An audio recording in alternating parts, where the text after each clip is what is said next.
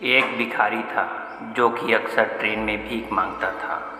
एक दिन की बात है, वह रोज की तरह ही भीख मांग रहा था। तब उसने ट्रेन के अंदर एक सूट बूट वाले व्यक्ति को देखा, जिसे देखकर भिखारी को लगा कि ये व्यक्ति भीख में ज़रूर कुछ अच्छा देगा। उसके बाद वह उस व्यक्ति के पास चला गया और भीख मांगने लगा। भिखारी, सेठ कुछ दो ना। सेठ, तुम कौन हो? भिखारी, जी मैं एक भिखारी हूँ, मुझे कुछ दो ना।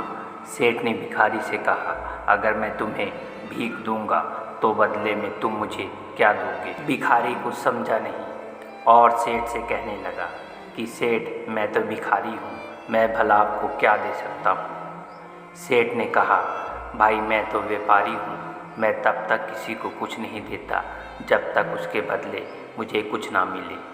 उसके बाद सेठ का स्टेशन आ गया और वो उतर गया, लेकिन उसकी कई बातों से भिखारी सोच में पड़ गया और सोचने लगा कि क्या इसलिए उसे कम भीख मिलती है क्योंकि वो भीख के बदले लोगों को कुछ नहीं दे पाता। लेकिन मैं तो भिखारी हूँ, मैं आखिर किसी को क्या दे सकता हूँ?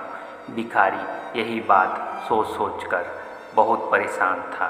तभी उसने देखा कि उसके आसपास काफ़ी फूल लगे हुए हैं। उसे आइडिया आया कि क्यों ना भीख के बदले लोगों को फूल दिए जाए। अगले दिन से भिखारी ने भीख के बदले लोगों को फूल देना शुरू कर दिया, जिससे खुश होकर भिखारी को भीख में काफ़ी इजाफा होने लगा। एक दिन उसे फिर से वही सेठ ट्रेन में दिखाई दिया और वह उस सेठ के पास गया और सेठ से कहा कि सेठ, आज मेरे पास आपको देने के लिए कुछ है।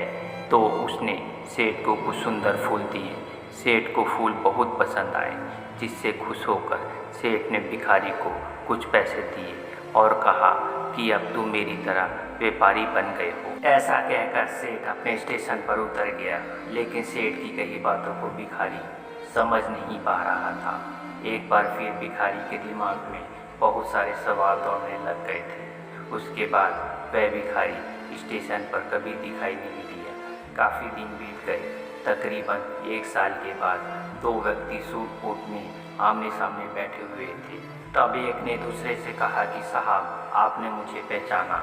उस पर दूसरे ने कहा, नहीं भाई, मैंने तुम्हें नहीं पहचाना, लगता है हम पहली बार मिल रहे हैं। इस पर पहले वाले ने कहा, नहीं साहब, हम तीसरी बार मिल रहे हैं। तब दूसरे ने कहा, क्या आप मुझे याद दिलाओगे कि हम पहले 2 बार कब मिले हैं? इस पर पहले ने कहा, साहब, मैं वही भिखारी हूँ जिसे आपने भीख के बदले कुछ देने के लिए कहा था।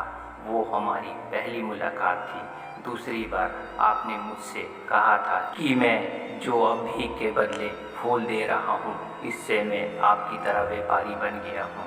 आपकी वही बात मेरे दिल में घर कर गई और मैंने खुद से सवाल किया कि आखिर कब तक मैं भिखारी बना रहूँगा।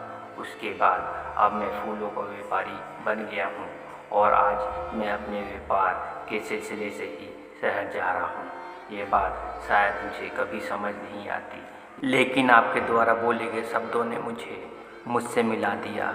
अब मैं जान गया हूँ कि मैं कौन हूँ, जिसका नतीजा ये निकला कि मैं फूलों का बहुत बड़ा व्यापारी बन गया।